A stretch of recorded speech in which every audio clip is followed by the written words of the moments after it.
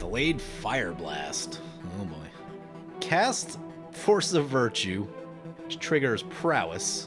Opponent says, well, that was unexpected. The old Force of Virtue.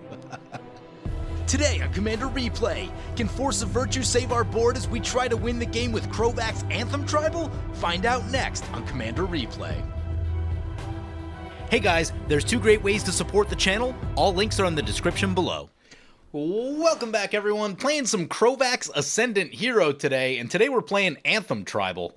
Let's see how this goes. Well, this hand's got mana, so we're probably like forced to keep it, because I am cheating on lands a little bit. Doesn't have a lot else, though. We'll keep. Oh, we have a Gemstone Cavern, don't we? What do we got to do with this one? Any card? Yeah, that does seem pretty good. I did copy this list over from another list that apparently had a Gemstone Cavern in it, so we have a Gemstone Cavern. Exile the Plains. Well, at least we'll ramp, and at least it'll catch us up from going last. That's cool, right? Don't know how we're going to get this Tithe to get a double land for us, though. Player 1 starts off with a Soul Ring. That's not what you want to see, especially when you're going last. But I don't know how much it'll do, but at least we've got this Gemstone Cavern to speed us up just a teeny bit. Well, Delta said they kept one land with a Soul Ring, so maybe we'll get lucky in that regard. If they miss a land somewhere along the way. Don't just run away with this game. That'd be fantastic. This is more of a battle cruiser-y deck. It's not going to be particularly fast. And this is also going to be one of those decks, there's a Bloodforged Battle Axe, where you need like probably 4 to 5 creatures in play before it's really going to be able to like take someone out. It's not a deck that, I mean, unless there's a Sun Titan or an Elesh Norn, either of those can kind of do things on their own. But most of the rest of this deck, you're going to need like a team of creatures to really kind of get the job done. Even amongst combat decks, there are certain decks where it's just like, okay, you need one good creature, one good equipment, and like, you know, later in the game as life totals are lower, that might be enough to take someone down, and like, this deck probably isn't that. Other than the 2 exceptions that I just mentioned. Yeah, there's another Plains. Play the Plains. We'll pass like that. This one is 3, correct. See if one of the green decks wants to ramp, and see if we can get the double land with the Tithe. Card advantage, so important. There's a Burnished Heart, so yeah, with that, they'll eventually get ahead on lands. On the other hand, we've got this thing too. Maybe we just take the one. Because what do our turns look like? So we go 3 next turn. What is interesting too is that they missed their land drop, so this is going to be, I mean, I think it'll put them 1 ahead of where they're supposed to be instead of 2 ahead, so that's good. It's good news. I am undecided about, well, yeah, do we just take the 1 with this Tithe? That is a question. I think we wait, because our hand's getting light already, especially after exiling with the Gemstone Caverns. Yeah, I think we try to make sure we get the double. Oh, that's a Pure Steel Paladin. That's a nasty one, especially for that deck. Ugh. Pure Steel Paladin is one of the single best equipment cards, or like cares about equipment type cards, right? It does everything you want to do. It draws cards and gives you free equips and is cheap, comes in easily, just does so much. The difference in games where you have this and don't have this are massive. Anyway, we draw our first Anthem creature, namesake of the deck. It is Kong Ming Sleeping Dragon, a super old one. Was that Portal 3 Kingdom, I think? Anyway, we're going to play this Homeward Path and then cast Bitterhorn. A card that's surprisingly expensive on Magic Online, and one that I definitely undervalued. I've been seeing people play it a little bit, and you know what? It's pretty good. My initial thought was like, oh, 3 and 3 to equip is kind of a lot for Sword of the Animus, but it has Living Weapon, so you don't need to pay that second 3 right away, so it sort of splits the difference of the 4 mana total for Sword of the Animist. You know, initially I thought of it as like a backup option, but now I'm starting to think that like, maybe they're on about equal playing field, give or take. Because, like, normally with Sword of the Animist, you would cast, like, you'd probably cast a creature on 2, you cast Animist on 3, and then you have to equip it on 4, and then you probably have, like, 1 open mana, which is kind of awkward at that point. For us, next turn, we're open on our turn 4 mana, so, you know, that's good news for us. There's a Soul Ring for opponent. Opponent discussing that their opener was 1 land, Soul Ring, and Burnished Heart, and they're like, maybe I should have mulliganed the lands. I'm like, you know what? I probably would have kept that hand. Like, if I have both of those in the opener, I'm probably keeping. There is some risk in that if someone shoots the Burnished Heart, which, you know, it can happen. There's an Arcane Denial on this Bladehold War Whip, one that I haven't seen.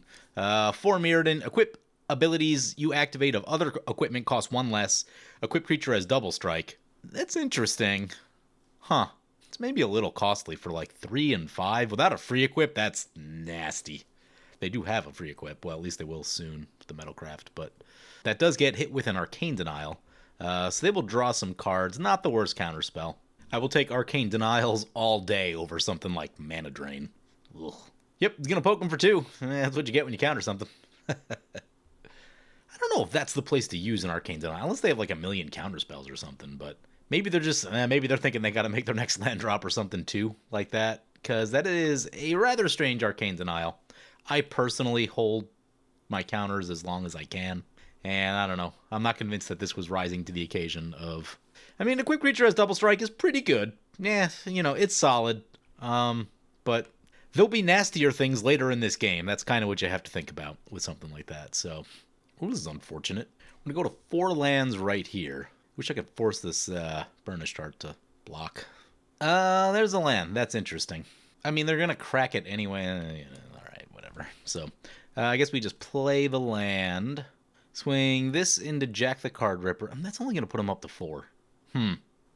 This Gemstone Caverns has shut off all of the white cards. Oh, man. You think you're doing something the way you're supposed to. Yeah, especially with this now, we're going to be on 5. They cracked the Burnished Heart now. Well, that's awkward for us. Yeah, I mean, I guess we're only getting 1 off this Tithe. I guess, that being the case, you know what, though? If they draw a land off the top. Okay, we'll play our Anthem creature. We'll use our ability here. We'll play our Anthem creature this turn. Get a Plains. And then we'll look to Tithe next turn before we do much. Because there is some chance that they might be able to get ahead of us on lands. It'll take some very specific cards, but okay. But this will be much more mana efficient than play Kong Ming, Sleeping Dragon. Other creatures you control get +1/+1. Obviously, we lost a point of damage there because of indecision, but I think it'll be all right. Citizen Champion. Anyway, let's talk about this deck. So, Crovax Ascendant Hero. This is a deck that I've been thinking about for quite a while, like years.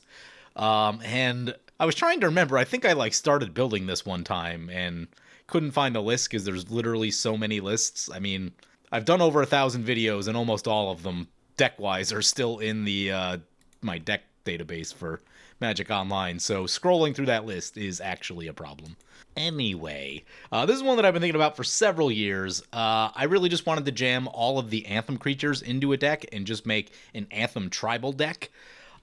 Initially, when I had envisioned this deck, it was with Elesh Norn in the command zone, but Elesh Norn tends to rub people the wrong way. Crovax is a little bit less backbreaking. So I decided to go with Crovax just for uniqueness and not the absolute punishment that is Elesh Norn in the command zone.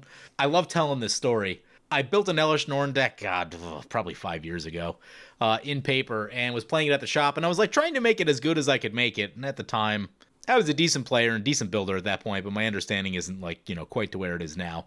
But also the options in mono white back then were also significantly worse. Anyway, I was playing at the shop and I got my Elesh Norn into play, and the other 3 players scooped the game with their life totals in the mid-30s. They're like, yeah, I just can't, I can't answer that. And these were strong decks too. One was a Kiki deck, and so obviously Kiki was hosed. But it was, it was made to be a fairly spiky Kiki, since that shop was pretty spiky.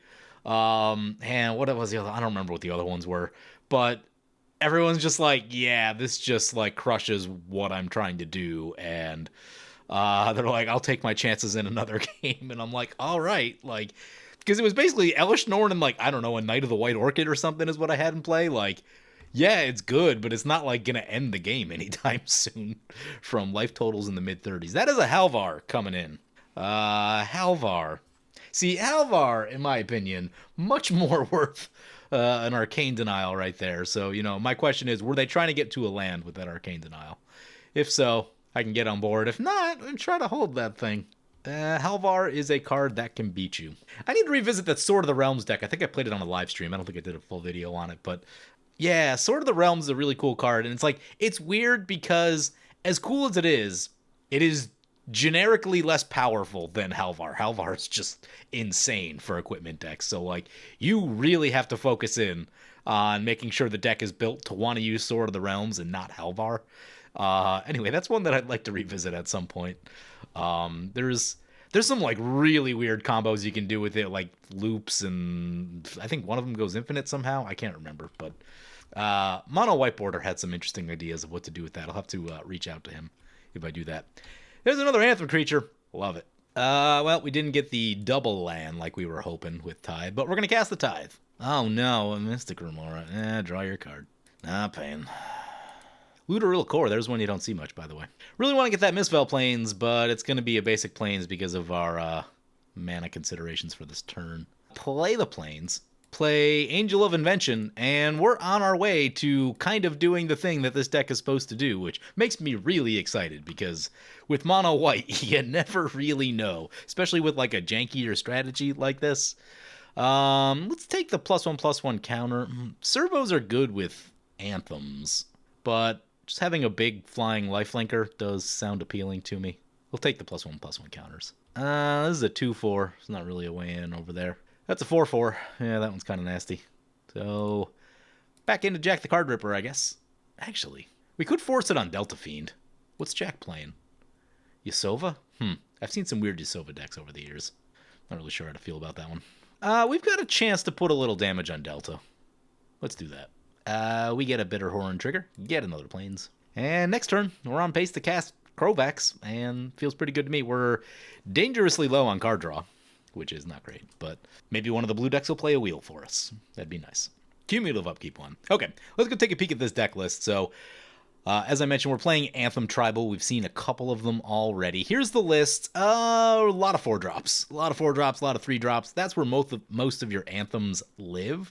There's a couple up here at the higher slots. We got a Dictate of Heliod. We've got an Elish Norn, which is the best Anthem in the game, particularly because of the -2/-2. Snake Umbra. Oh no. That's going to be so much value. That's disgusting. Don't like it at all. Oh, you know what's interesting? We do have a Homeward Path in play, which could be relevant against Yasova. So we'll want to remember to keep that untapped once their commander's in and they start trying to do the thing. Yep, coming back our way with the Looter. Yep, can't do much about that. Anyway, back to the deck list. So, yeah, just all of the Anthems. One of the classics. Got a Glorious Anthem in here.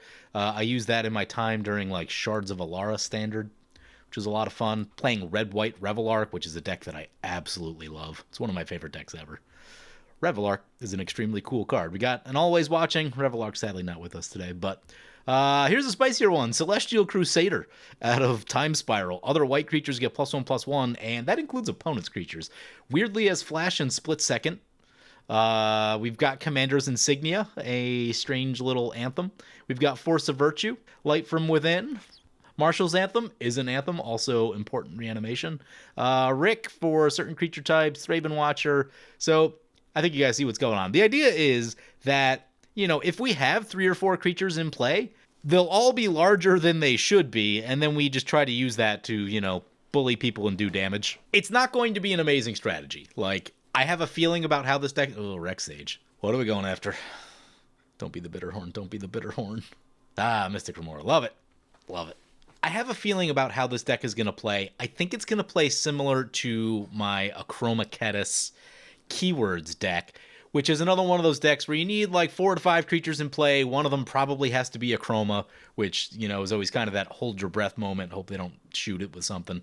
And it's tough for that deck to win, like if a lot of board wipes go off and a lot of removal happens, where if you can't get past like 2 creatures in play, then you're just not going to have success with that deck. And the same thing will be true of this deck. Like, you just need to be in a setting where you can get 4 to 5 creatures in, decent ones, and 1, just not immediately lose the game by the time that happens, and 2, you know, be able to keep those things in play. So, oh my god, there's a Bloodforged Battle Axe on the Halvar. It is a 6/4 double strike. Yeah, Halvar's scary. Today I am running Profound Journey, a card that's been on my radar for quite a while, but I've just never really run. You can run a Marius Shepherd in this spot, and 9 times out of 10, that's probably the correct call. For whatever reason, I just felt like I didn't want to do that today.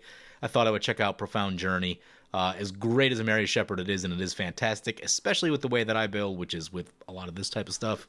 You know, a Marius Shepherd is usually just going to outclass whatever's going on. But this is, to me, this is a guaranteed get 2 things back. You know, you basically need a counterspell to stop this. So, like, reanimating a single creature in this deck probably isn't going to make or break your game a lot of the time. You need to be getting multiple things back. Realistically, if Ascend from Avernus and Storm of Souls were online, that would be this slot. Those are the perfect cards for this deck. Sadly not available, and, you know, they would really add a lot of late game to the deck. Halvar over to Delta Fiend. What do they want to do about that? That's a lot of damage. While this is happening, we'll take a read of Crovax, which we haven't actually done. 6 mana for a 4/4. Other white creatures get +1/+1. Notable that Jenka is playing white. Non-white creatures get -1/-1. So that'll hit the other 2 much better. And then you can pay 2 to return Crovax to its owner's hand. So, in theory, you really shouldn't ever have to pay the commander's tax on Crovax, which is kind of cool. But it will be a pain for Magic Online that we probably can't F6 ever. Sort of like a, it's like a mini Elish Norn at 6 mana. That is just, the 1 mana difference between 6 and 7 is surprisingly impactful. But Elish Norn hits the board like a ton of bricks, where Crovax will probably be much more dependent on what's happening. Like, it would kill this Rex Sage, but not much else. There's a land tax. Land tax is card advantage. Land tax is never going to trigger. Based on how this game is going right now, I guess we play it anyway. It's Devotion to White, which there is some of that in this deck, but yeah. Well, I guess we play our commander. More anthems. We've kind of done the thing here. Feel good about this. I don't think we're going to win, but I feel good that we've kind of done the thing. We can check the box. 3 anthem creatures in play. Halvar ability. They can move the thing if they want to. Oh, opponent blocked, so they didn't get extra Bloodforged Battle Axes. That is key. That is a good idea on opponent's part. They're going to move it over to the Pure Steel Paladin. That'll slow us down on the ground. Don't really want part of that. Notably, Halvar and Pure Steel Paladin, both white, getting some help from Crovax. We'll send the Angel of Invention into Jenka. This thing's now a 3/5. So then we'll just poke Jack with a 2/2 Germ. Keep getting those lands. I would love to run into a card draw land or something. Or hope that someone plays a wheel. That'd be nice too. Ooh, this has got Vigilance. Nice. Love it. Kristen published an article this morning talking about what keywords are good in the current state of Commander, and she noted that Vigilance is really well positioned right now, and I've noticed that because I've been adding a lot more Vigilance into my decks lately, and it has been very impactful. Because creatures have gotten stronger, you get into like more of these kind of mid-range battles where you've got, you know, let's see, this 5/3 Pure Steel Paladin and, you know, this 3/5 Citizen Champion, and you can really hold off a lot when you've got Team Vigilance going. So I've been Thraven Watcher is a card that I've been using. Angelic Field Enforcer. I've been starting to jam in some decks, particularly after its reprint. It's much cheaper than it was. Always Watching. Been still trying to jam Brave the Sands into a deck, but I've been struggling to... You want, like, between 1 and 3 of those. The 4th one usually tends to be a bit much, but... Titania's Command. Search for 2 lands. Lands are good for triggering that land tax. I would love to pull lands out of the deck at this point. And gonna pump up their team. Okay. They get a Scryland. We're on 8 lands. Opponent's on 6, 7, 8. Also on 8 lands, so they still need to get 1 more before land tax will trigger. But they're now much closer than they've ever been. But opponent gonna leave the Bloodforged on the Pure Steel. Yep. Sending the Looter back our way. Seems rude. I guess we're at 44, but this is all the deck really does. It's kind of just this. I'm happy that we've done it, but I am now seeing the difficulty in trying to close this game out with this strategy. In particular, we don't have any card draw. If we could like follow it up with more stuff, that'd be obviously the most ideal. But someone wanted to mill a few cards out of our library. That'd be great for this Profound Journey. Got some blue decks at the table. It could happen. Migration Path. Opponent's gonna cycle it. Why are they cycling the Migration Path? They're behind on lands. Like they need those lands. Unless they have another one. Even still, that is a weird choice, in my opinion. Ronas Monument. Yasova coming into play. Oh crap, we gotta start leaving the thing untapped. We'll take a read of this one. It is being piloted by Jack the Card Ripper. They're in the middle today. At the beginning of combat on your turn, you may pay 3. If you do, gain control of target creature an opponent controls with power less than Yasova. Until end of turn, untap it, it gains haste. Yeah, so they steal something for a combat when they pay 3, which fortunately they're tapped out right now. I've run into some weird situations with this deck in the past. It's been a long time since I've seen it now. But yeah, it could really like mess up the board because it's just, you know, depending on what they steal, can do some weird stuff, can remove one of your blockers, or, you know, if someone drops. Back when I used to see this, Eldrazi were a lot more prevalent, so whoever had the Eldrazi was definitely getting it stolen. Just that you needed, you know, I don't know, a Blackblade Reforged or something to really pump up the Yasova. But, you know, the reason stands that the next thing is they'll probably try to pump it up with some stuff, and we'll want to make sure we have the homeward path open. There's a Batterskull. Batterskull is... I mean, Jenk is definitely the threat in this moment. They don't have the free equip yet, surprisingly. The Germ isn't an artifact, right? No. Interestingly, this is a 4-2, naturally. It's a 3-1, which, you know, just it slows down what they can do a little bit with the Crovax ability. We did kill the Rexage, by the way, when Crovax came in. But yeah, Double Strike Lifelink, once they get going with this Halvar Batterskull nonsense, will be disgusting. Blowing up artifacts isn't the worst idea I've ever heard. Artifacts and small creatures would actually get a lot done. If we do that, that probably makes us the threat, but it makes someone probably more likely to play a wheel. Doesn't deal with the Halvar, which is now coming our way for a lot of damage. Do we block and just pick it up? I think we do. We don't have a lot else going on. That is just a massive amount of damage. Yeah, we've kind of got mana and not a lot happening, so I think we block with Crovax and then just pick up Crovax. Boop. Pick up Crovax, pay 2 life. I'll take the 2 over the 14. Boy, would I love to pick up some card draw. Swords is not card draw. It does give us something for the Halvar, though. Go to combat. I guess in the sense, if we just keep dropping Crovax and they don't get trample or anything, Halvar isn't as scary to us. They can move the thing if they want to. Surprisingly, they haven't been able to copy the Bloodforged Battle Axe yet. No evasion has been their issue. We'll get Jenka in the air.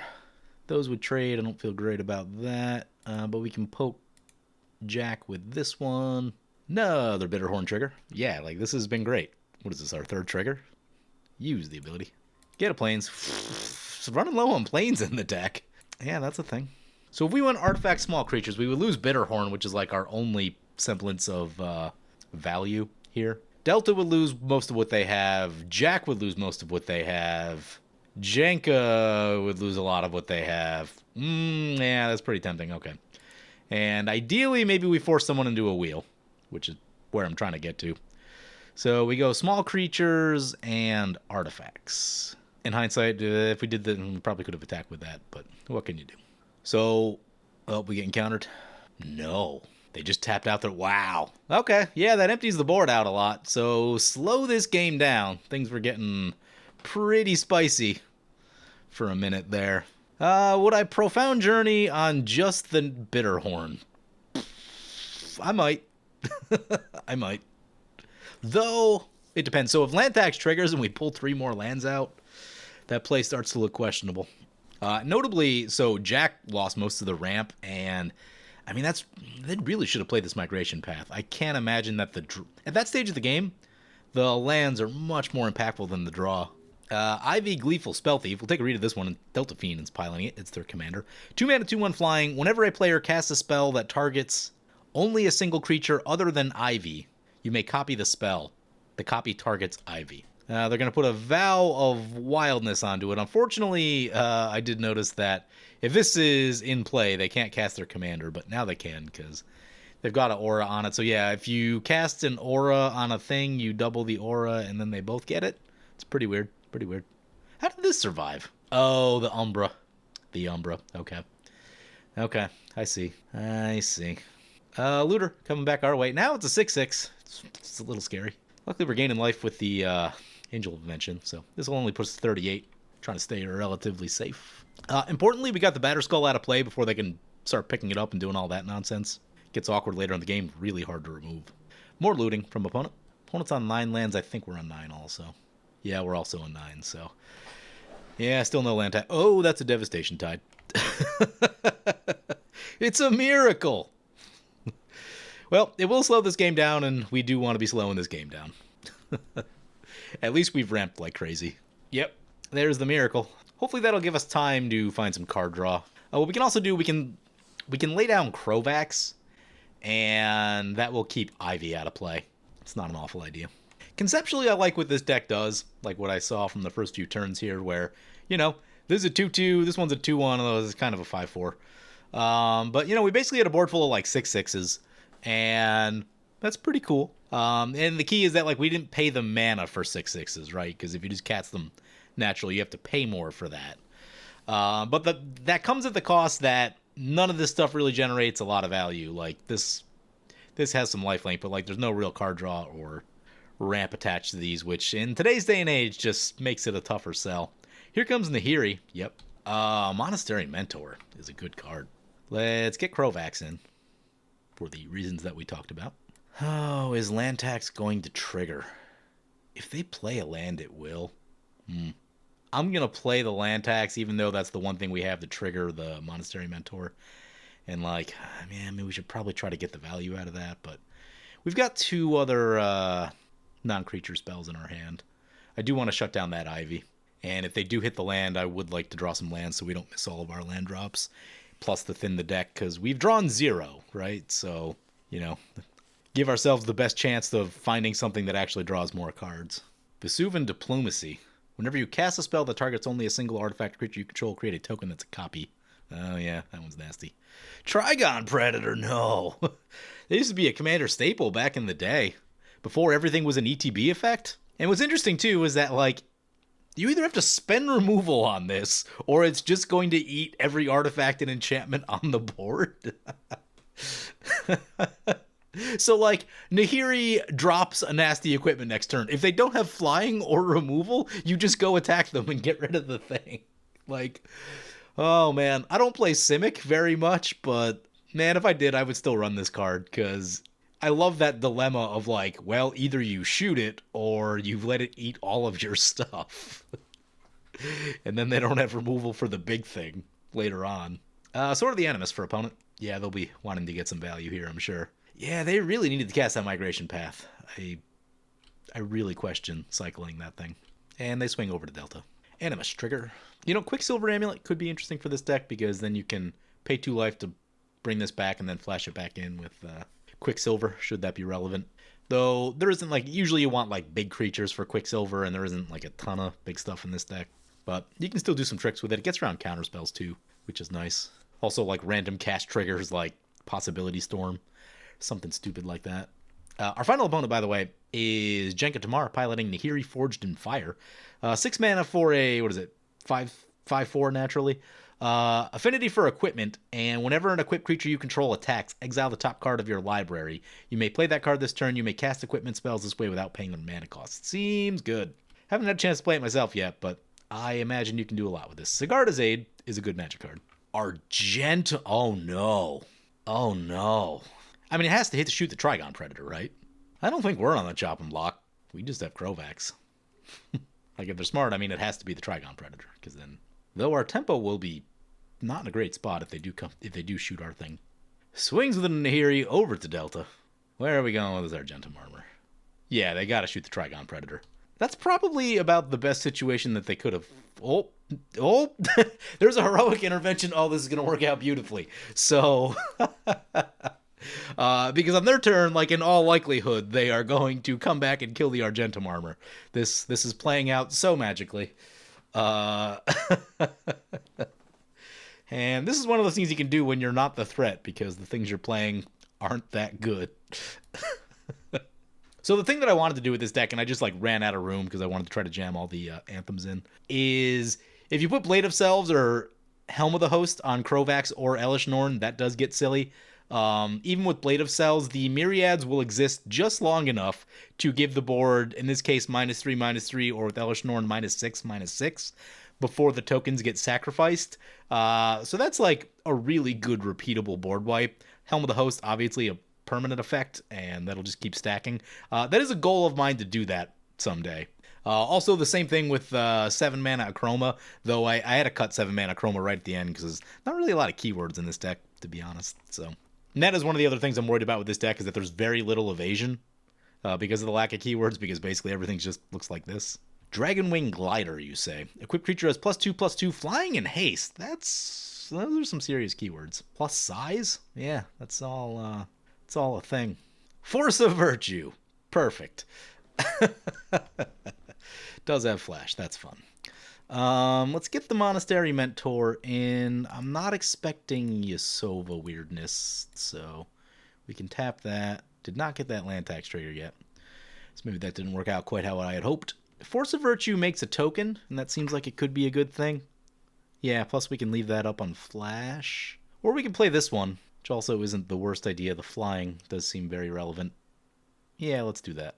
Servo, we do have a lot of anthems now. But I do like the idea of the flying attacker. Monastery Mentor can theoretically make so many tokens that I think we're better off just pumping this thing, making this thing bigger. I like that lifelink. It's keeping us nice and safe. Jenka's scary, Delta's scary. But Delta's about to probably take down that Argentum armor for us, so Jenka is the most threatening currently, but probably won't be by the time, at least for like our opponent's 2 turns before it comes back to their turn. So we'll just kind of go, well, this is going with the flow, trying to like not disturb the balance of things. They take a shot for 5, we'll pass. Vow of Wildness coming back. Has +3/+3 trample and can't attack you or a planeswalker you control. Oh, and they make a copy of it? Oh, that's 2 Trigon Predators? Oh, that's disgusting. Will be tough to keep artifacts and enchantments in play with that. Yep, over to Jenka. My kingdom for some card draw, though. Oh, that's got flying. Oh, this has trample, though, still going to get through. That being the case, you're probably better off just taking the damage. Keeping the token. Unless they plan to... they don't have any mana up. Yep, there's a Trigon Predator. Shooting the Argentum armor because you have to. There's enough free equips now that like I probably need to like take another look at Argentum armor.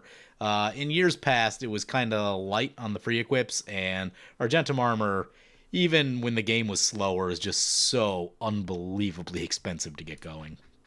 And it's a weird card too. So like this is a rare situation where Argentum armor came down and the game's not just going to end. Because a lot of times, well, I usually put it on Aurelia when I use it. So like, if you get 2 of them, that's also a ton of Aurelia damage. Like people are dying when that's the case. Jack reaches the 7 mana, goes straight to combat. Makes me nervous about a Rift. They're gonna poke over to Jenka as well. So Jenka's gonna be on the back foot here, seeing that everyone's kind of coming their way. If they have removal, they probably fire that off, but they're definitely going to be on that like backed in the corner feeling since everyone's kind of ganging up on them. Now that Argentum armor's gone, I'm probably going to refocus over on Delta. They've drawn some cards. They're Simic, right? It's a Simic deck. I'll take my chances with the Boros equipment deck. Yeah, they might get to that point where we just like can't interact with their thing and it comes and kills us in one shot. But the Simic deck has so many ways to beat you. I think we'll focus some attention over there. Neoform. They sacrifice their Kyora's follower. What are we going to get? At least it's not a Cyclonic Rift. Can appreciate that. For a Vodalian Mindslinger, what? If we kick it, gain control of target creatures, so they're going to steal the Trigon Predator. Not the worst thing. Okay. They steal a Trigon Predator. Tough to keep artifacts and enchantments in play. Yasova. Still really trying to get a wheel out of one of our opponents. Would love some card draw, though we have decent cards in hand, but we can also like cough out a few of them pretty quickly. So I guess there's that. Like if a wheel went off, we can pitch something to get this in, and then we sword something, and it'd be pretty good value. Delayed Fire Blast. Oh boy. 2 damage to each opponent and each creature they control. Better check, make sure that wasn't from exile. Oh, it's Foretold. That's 5. 5? Oh no. Oh no. And if one dies, they all start dying? Oh, that's not good. It's not good at all. So that'll die. These will all die. I guess we can save some stuff. Okay. This will be safe. That'll go 2/5. The problem is Angel of Invention dies. This is from Foretell. Yeah, so we have to cast Force of Virtue by exiling a white card in our hand, which would be Kong Ming. Makes me sad. Which triggers Prowess. Oh, we don't have to play... Yeah, we don't have to play the swords. Okay. Because Monastery... No, because when this dies, this will become a 5/5, right? Yeah. So we would have to play the swords to keep the Monastery Mentor alive, which I very much want to do. And then we swords the Nahiri. triggering lots of prowess. Opponent says, well, that was unexpected. The old force of virtue. Is that even relevant in Modern? Does that show up ever? Oh no, opponent's gonna Beast Within Crovax. Oh, that's gonna ruin everything. Well, pick up Crovax. Oh no, I didn't catch it in time. Crovax is going to the command zone, I guess. That's disappointing. So we're gonna lose a ton of stuff. It's not gonna be great. It was rude. It was so rude of opponent. We were about to save our board with the Force of Virtue. Oh no, now Trigon Predator's gonna live? Wow, that's as bad as that could have gone. Oh yeah, that sucks. That's why they did it. That is why they did it. Alright, well, at least we have something to cast the Profound Journey on now. Who do we get first? If we draw a non-creature spell, probably Monastery Mentor. We could also just be annoying and recast Crovax so they can't get Ivy. Anthem Tribal with damage-based board wipes is always a house of cards. Yeah, it is. And I had everything worked out beautifully. We could probably kill that Trigon Predator now. Although, land tax and Force of Virtue, probably not the most threatening things at the table. Intrepid Adversary.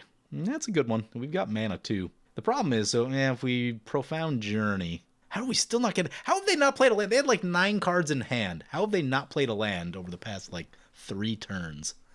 I would like to know that. Profound Journey, the Monastery Mentor, I think. 7 mana for a 3-drop. Better be some 3-drop. In this case it is, but when we recast it, we'll at least get a creature out of it. Grazalix, oh no. Whenever a creature you control becomes blocked, you may return it to its owner's hand. Whenever one or more creatures you control deal damage to a player, draw a card. Seems good. Sending it over to Jenka. Thank God. Grazalix and Trigon Predator trigger. We literally just need spells to cast. Like, if a wheel goes off and we can cast a bunch of things with this, then we follow up with this, that's a lot of damage. Gisayan Infiltrator, there's one you don't see a lot of. Opponent finally has more lands than us, so if we untap with land tax, we'll actually get to pull lands out. Colossal Sky Turtle, 6/5 Flying Ward, and 2 channel abilities. Yeah, it's a decent blocker. Put a sword on it. Sure. Yeah, Delayed Fire Blast. Spicy in the right deck. Card I need to probably start using a little bit more. Oh, that Foretell cost, though. So much. It is an instant, though. I do like my Impulse draw. Opponent said they're constantly afraid of casting Ivy until they can give it 2 toughness, which tells us they don't have any auras in hand. So this will probably be a good turn to get Crovax back into play. Shut down that whole business. Cauldron Complete. That one's indestructible, so that one will be safe from Trigon Predator. They've got a 5/5 with a whole lot of keywords on it. This has kind of piqued my interest now into like a good Crovax deck, where you do focus on Blade of Selves and Helm of the Host. And if you're doing those things, you throw a bunch of ETB creatures in here, you probably have a pretty good time. I have piqued my own interest. No attacks. Yeah. Although there's half the board's flying. So we're the only one really attacking on the ground. Finally getting that land tax trigger. Oh my god. At least we'll have theoretically something to do. My concern is that we're going to draw a 4th land right after it, because that does happen sometimes.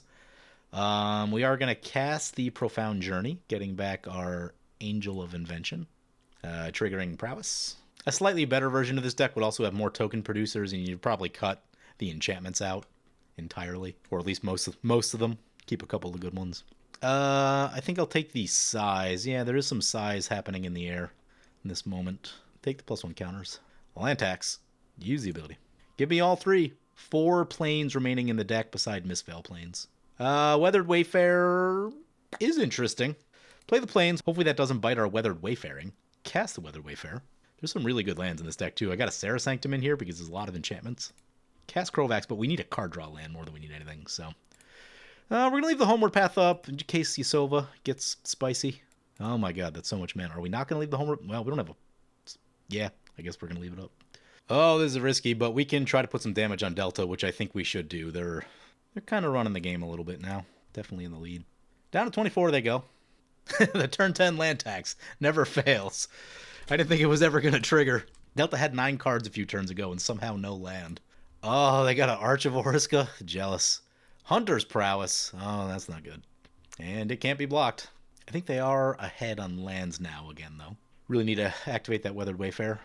4/4 coming our way. Yep, can't do much about it. Didn't go anywhere with the Trigon Predator. Maybe starting to worry, because that's our only big blocker, and there's some big stuff out there now. They're going to draw a bunch of cards. Yeah, Delta's in the lead. No one else has really had any kind of significant card draw. Maybe any at all. Back up to 9 cards. Topiary Stomper gets a land. That's fine. I mean, a possible line of play is just pump this thing to the max, make our team huge and swing in. But if nothing else, like, we should get a little bit of help from opponents here. Opponents on 11 lands, we're on 10, so Weathered Wayfarer, land tax are good to go. Are we pulling the last 4 planes out of the deck? I don't usually like to pull them all out, but because in case you hit a Burnished Heart or a Sword of the Animist, or there's a Hearth and Home still in here, any of that type of stuff. But these are desperate times, and we need to get the things that matter. Like drawing a planes off the top would be absolutely backbreaking. There's a Bident to Thassa. This thing at first strike? No, Flying Vigilance, Lifelink. Send it to Delta? No attacks. That's interesting. Broken Bond. Ooh, that's good. Getting rid of this Vesuvian Diplomacy. Yep, that needed to happen. I mean, I guess that's their only blocker. And to be fair, it's keeping away, it's keeping away a lot of stuff away. So, yeah, I guess. But they would get a land and theoretically draw a card. Oh, that's the mana drain. Yeah, gross. That's what happens when the blue deck starts drawing.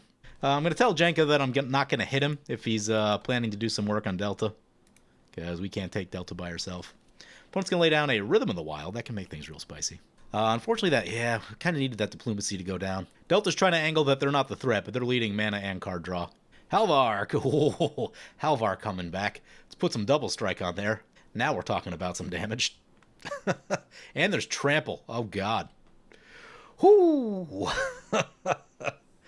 That's terrible. Plus that Exile clause, so gonna be tough to block. And a Fighter class, for good measure. So next turn, they'll most likely do the free equip mode on that.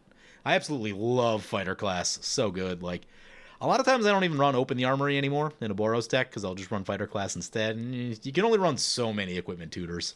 I find it's not necessary to have like 4 or so. Like, that tends to be a bit much.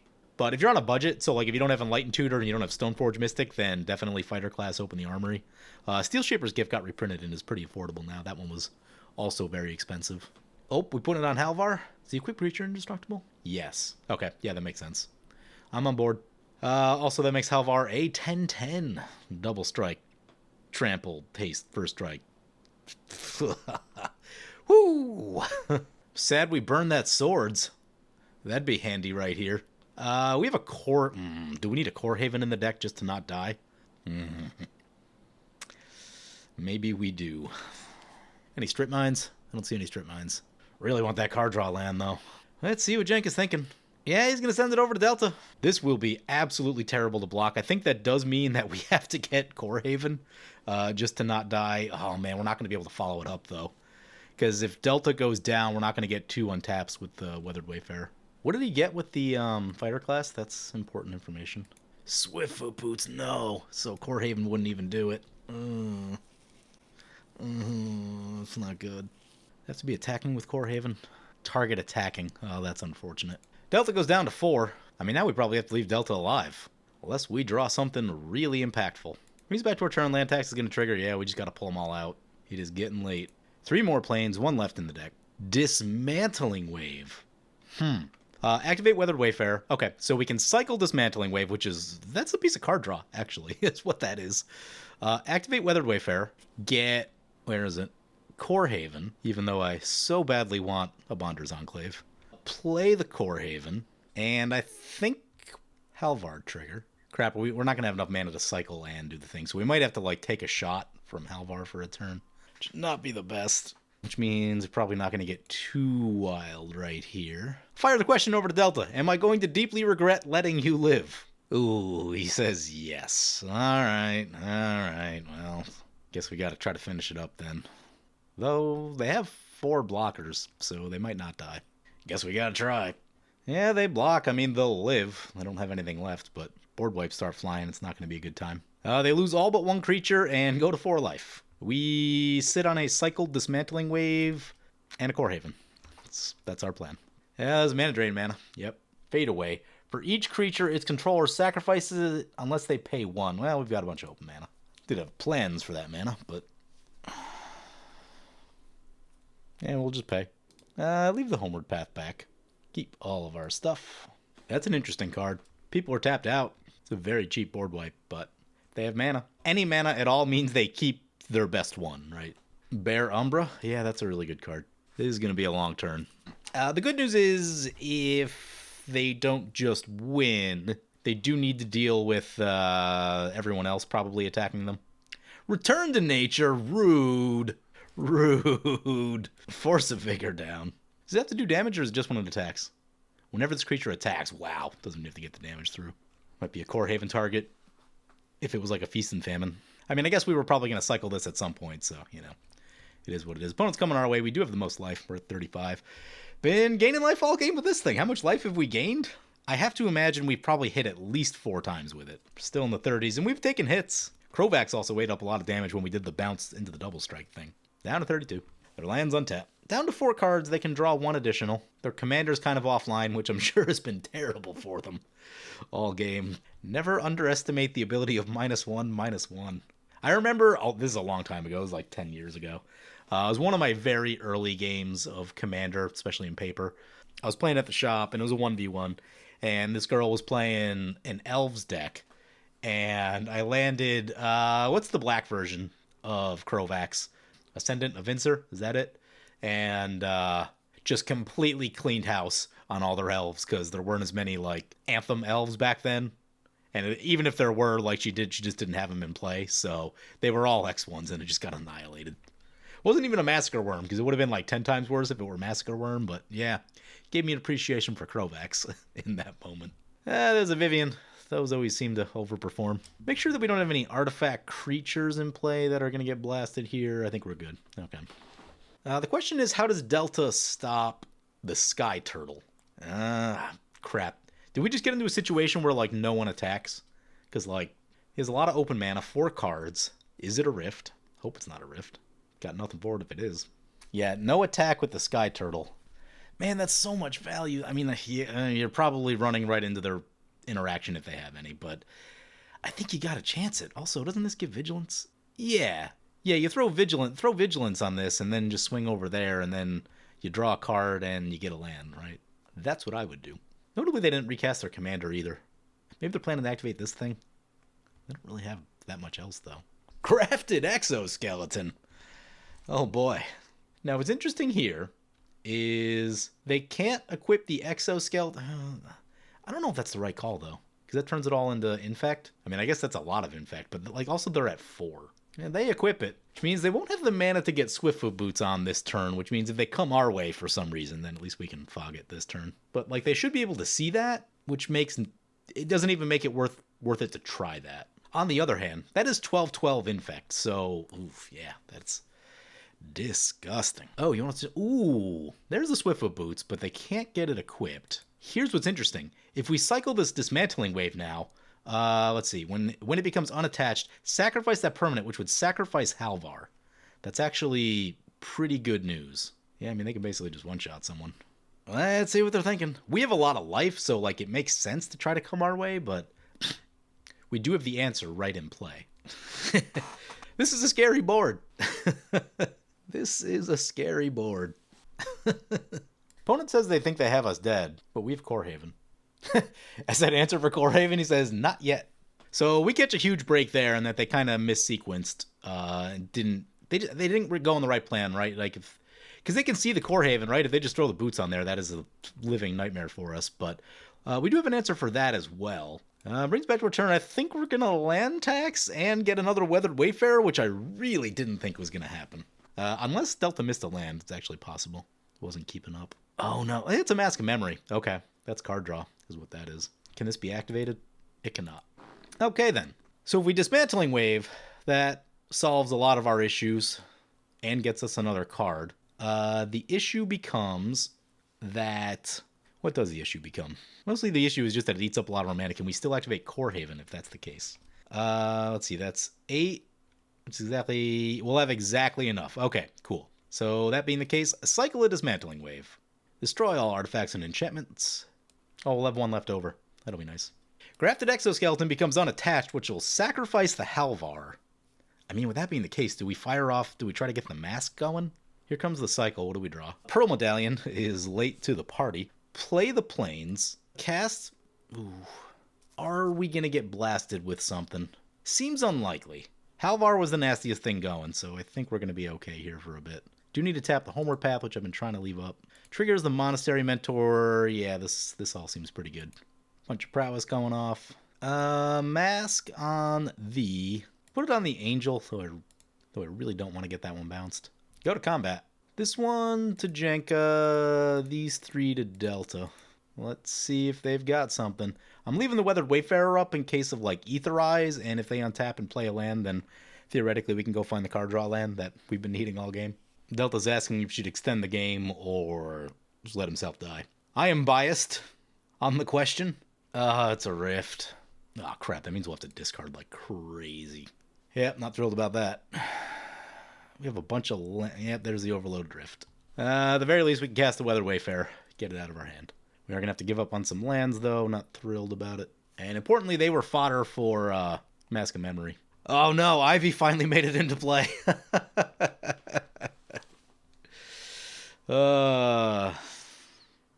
Darn. Gaia's Gift. Gains Reach, Trample, Hexproof, and until end of turn. Okay, that's fine. It's down to 1 card. He can draw one with the thingy. I think that's what he's doing here. Yeah, draws a card. So mostly just puts a counter. Oh, he put a counter on so that Ivy doesn't die when Crovax comes back into play. Noted. Noted. They're on 12 lands now. Well, crap, we're on 12 also. Coming back our way. Yep. Does that mean that we just... Well, we don't have unblockable. I did think about that. It's very little evasion in this deck. Down to 27. Honestly, with how things are going, I'm actually not that upset with that Rift because they didn't really have like a ton of follow-up. I'm perfectly happy with getting to see more of this deck. Honestly, because we haven't drawn any cards and I really want to draw some cards so we can like do more of the thing. I'd like to do more of the thing. Yasova finally coming in. Dodged that last board wipe. Smart playing on their part. Man, how good was that dismantling wave, though? We solved basically all of our problems with the dismantling wave. As good as it is, it doesn't usually solve all of them. Ooh, Rancor? Ooh. Okay. Yeah, opponent's got a little damage over there now. And Yasova, now bigger. Will have the ability to start stealing stuff next turn when they untap. It'll be tricky. Need to leave the Homeward Path up. I was thinking to myself, like, imagine if this deck was green and white, how much easier it would all be, because you can just, like, draw 6 at a time. Rishkar's expertise and stuff.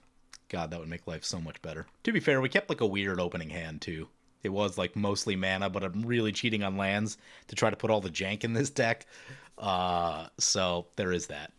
Caldra's back. Yep. We have that Pearl Medallion, which should make life a little bit easier trying to get all the stuff recast. I mean, that's got Trample, which gets like most of... Yeah, right, if they block... Even... They can kill them if they want. I guess it would put them to 1. It will put him to 1 with no blockers, which means we kill him with Wayfarer. Oh, and a Commander's Plate. Disgusting. We're white. It's not the end of the world for us. Oh, no, they're coming our way. Oh, no. Oh, but they can put him to 1. It does leave an avenue open for the Mask of Memory play. Guardian of Faith is would have been helpful during the Rift. Can this be activated? It cannot. Okay, that means it's going on Mask of Memory duty then. Equip the Mask of Memory. Over to Jenka for 1. Crap, I was supposed to get the Monastery Mentor first. Well, if we draw more spells.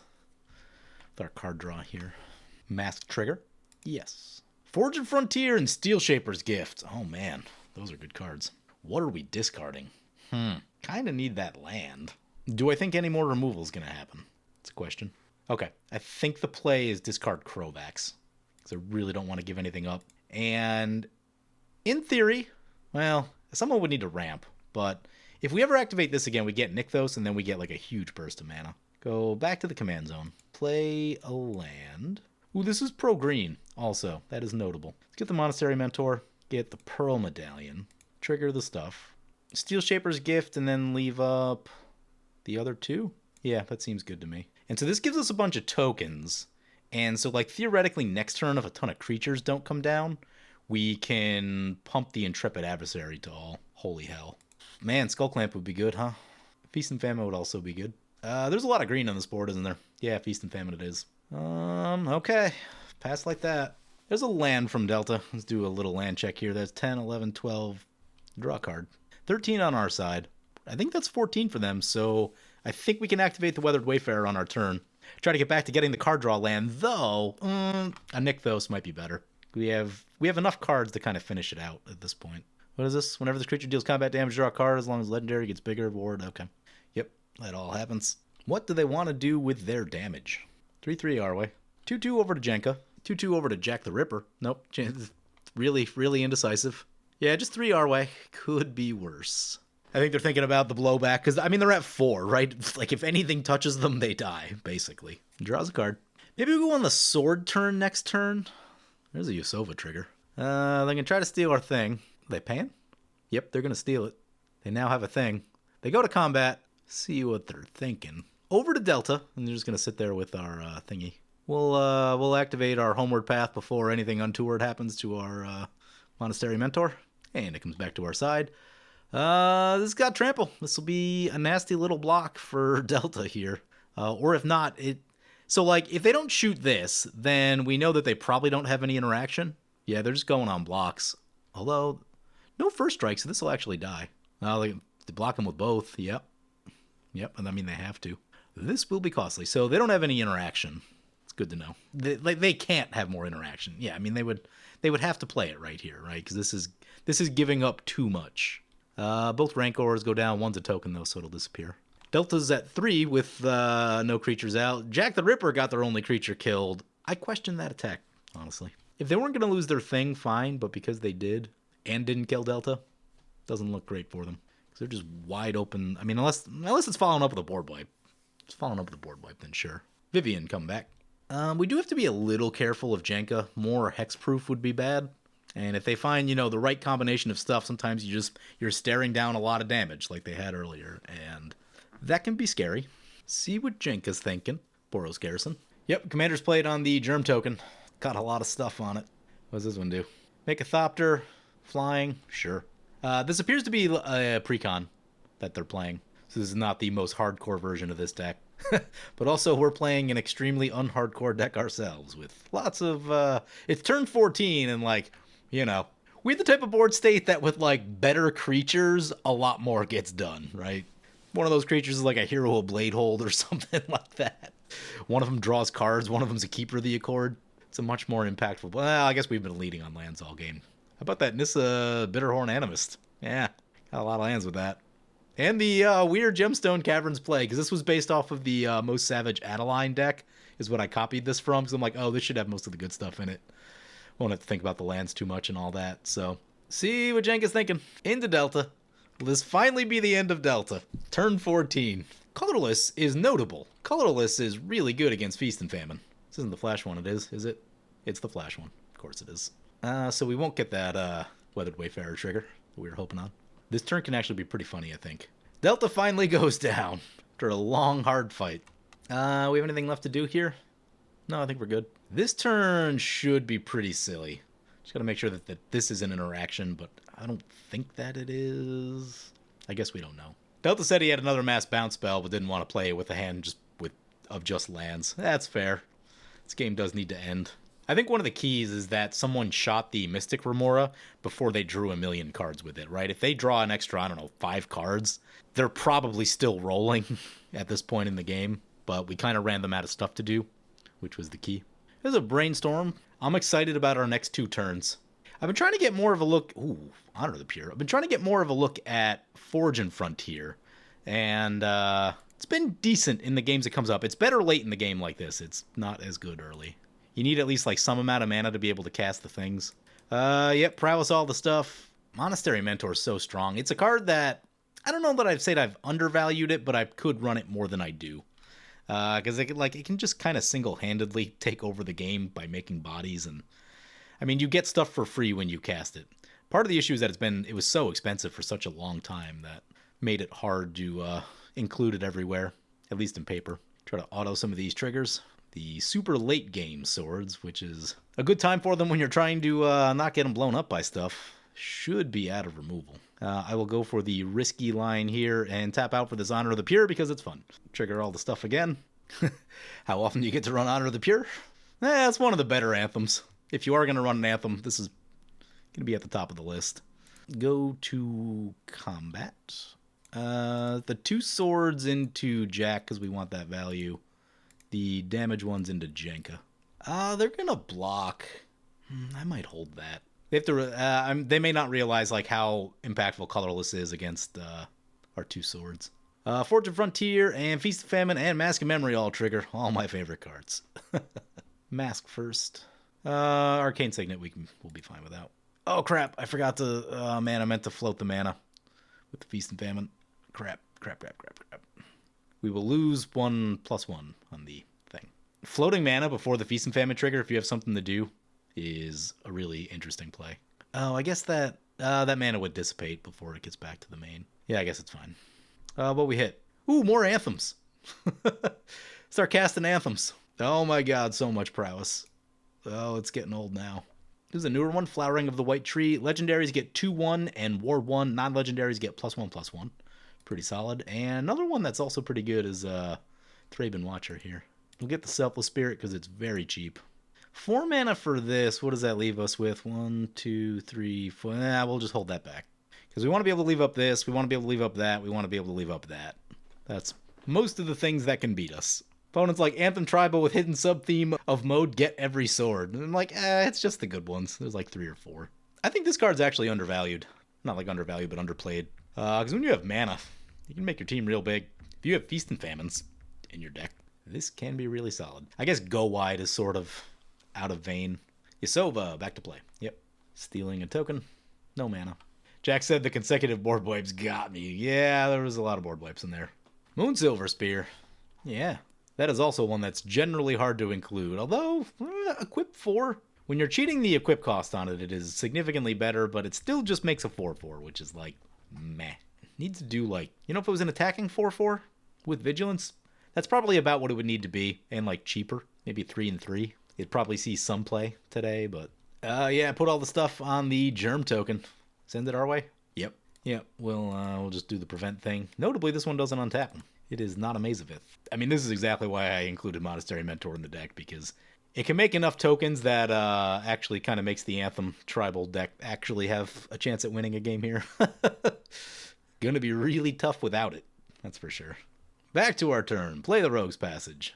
Time to drop the hammer with Intrepid Adversary. When does this ETB? Okay. 1 to cast it, thanks to the cost reduction. Trigger on the stack. Start paying. 5 times seems good to me, in case anything goes wrong. So everything will get +5/+5. And our board is huge. Well, that makes me happy. I didn't think we were going to get to this point in the game, to be completely honest with you. I'll send these 2 over there, and then a bunch of these into Jenka. Been waiting a long time to set that play up. Send them. I sent these, right? Oh, they have oh, right, we have Team Vigilance. Ha-ha, Thraben Watcher. Yeah. Always watching on a creature. Love it. Only took 15 turns to set up. Would have gone a little faster with some card draw. That would have helped a lot, but that's not what we got. We did not get card draw until turn 14 or something like that.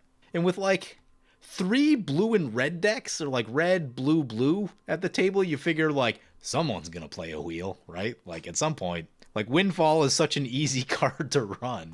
You figure you're going to run into it. Anyway, we take down this game. I don't know how. I really wasn't expecting to win this one at all. Once the board wipes started flying, I didn't think we would come out ahead. We had no protection spells. This isn't really a deck that recovers from that super well, but because we had basically just like ramped with Bitterhorn, and we're doing really well on mana, we were able to just kind of recast everything. So that was exciting. Profound Journey was decent. It got back that Monastery Mentor, which was kind of what won the game for us. We would have been able to piece together a win without it, but it would have been much harder. And it got back the Angel, which was just kind of sitting in our hands waiting for us. Where's the Angel? Got the Angel back, which was just waiting for us in our hand, but that Angel gained us probably 20 life that game, which kept us out of danger, because if our life total drifted lower, some of those attacks would have come in our direction. There was some big stuff out there, parts in the game that we weren't super well defended, but I'm more than happy. I got to do the thing that I wanted to do. I mean, like, I'm probably not going to play this deck again. So I'm happy that we got like an extended look at it and got to use a lot of the fun things in the deck. So yeah, mission accomplished. Hope you guys enjoyed the video. As always, feel free to comment, like, or subscribe. Thank you for watching.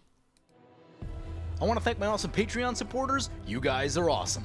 If you want to help support the channel or vote on which decks I play next, feel free to check out my Patreon at the link below.